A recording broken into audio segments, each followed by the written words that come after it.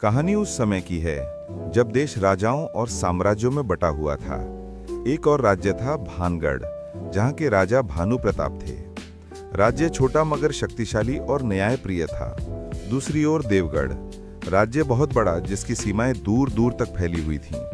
यहाँ के राजा देवदत्त अत्यंत कठोर और निर्दयी थे। इनकी एक राजकुमारी थी जिसका नाम राजकुमारी नयनतारा था, जो युद्ध और विद्या दोनों ने पारंगत थी। देवगढ़ और भानगढ़ में सीमाओं को लेकर विवाद चल रहा था। एक दिन भानगढ़ के राजा ने राजकुमार शूरवीर को देवगढ़ भेजा संधि के लिए। राजकुमार शूरवीर महल में प्रवेश कर रहे थे, तभी उनकी नजर महल के उपवन में फूल चुन रही राजकुमारी नयनतारा पर पड़ी और वो उन्हें देखकर उनके पास गए और कुछ बातें करने लगे कि आपकी मुस्कान अत्यंत प्यारी है। फिर वो महल की ओर गए और राजसभा में राजा से बोले, महाराज, हम संधि चाहते हैं, युद्ध नहीं। राजा सोचने लगे, एक छोटा राज्य हमें संधि करने की शिक्षा दे रहा है। राजकुमारी छत पर खड़ी सब देख रही थी।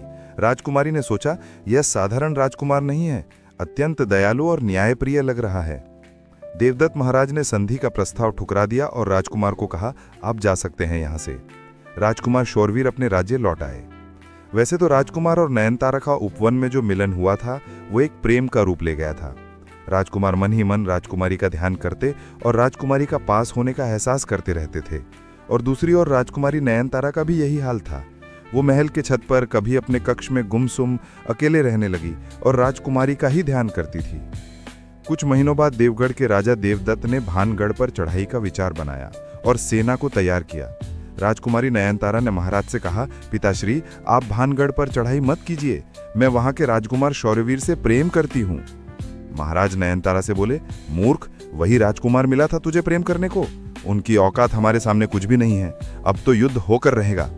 एक दिन राजकुमारी नयनतारा ने एक पत्र लिखा और एक सैनिक द्वारा भानगढ़ पहुंचाया। सैनिक वो पत्र लेकर भानगढ़ पहुंचा और राजकुमार को वो पत्र दिया। राजकुमार पत्र पढ़ा तो वो आश्चर्यचकित रह गया। पत्र में लिखा था, यह पत्र मैं नयनतारा लिखती हूँ, आपकी प्राण प्रिया, मैं आपसे एक तरफा प्रेम करती हूँ। अगर आप भी मुझसे प्रेम करते हो तो तुम अपने राज्य और मुझे दोनों को बचा सकती हो, क्योंकि पिताश्री आपकी राज्य पर आक्रमण करने वाले हैं। पत्र में ये सब लिखा देखकर उन्होंने भी एक पत्र लिखकर उसी सैनिक को दिया और कहा, इसे सिर्फ राजकुमारी नयनतारा को ही देना। और सैनिक चला गया। राजकुमार शूरवीर ने राजमहल में आकर महाराज पिताश्री को सब बताया। सभा में विचार किया गया कि क्या किया जाए। आखिर में फैसला हुआ कि युद्ध नहीं, हम प्रेम चाहते हैं। राजकुमार अकेले ही देवगढ़ के लिए निकले। देवगढ़ के मुख्य द्वार पर ही राजकुमार शूरवीर को रोक लिया गया और युद्ध हुआ। राजकुमार बड़ी कुशलता के साथ लड़े और सभी योद्धाओं को हरा दिया।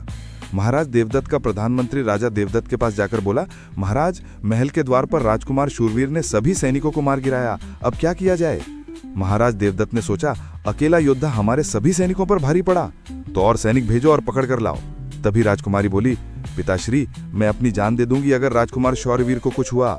महाराज ने सोचा, हमारी एक संतान है, यही चली गई तो यह राज्य किस काम का। महाराज ने मंत्री से कहा कि राजकुमार को स्वागत के साथ अंदर लाओ, और राजकुमार को आगे गाजे और बाजे के साथ अंदर लाया गया। राजा ने दोनों की शादी करवाई और सेना के साथ अपनी बेटी को विदा किया।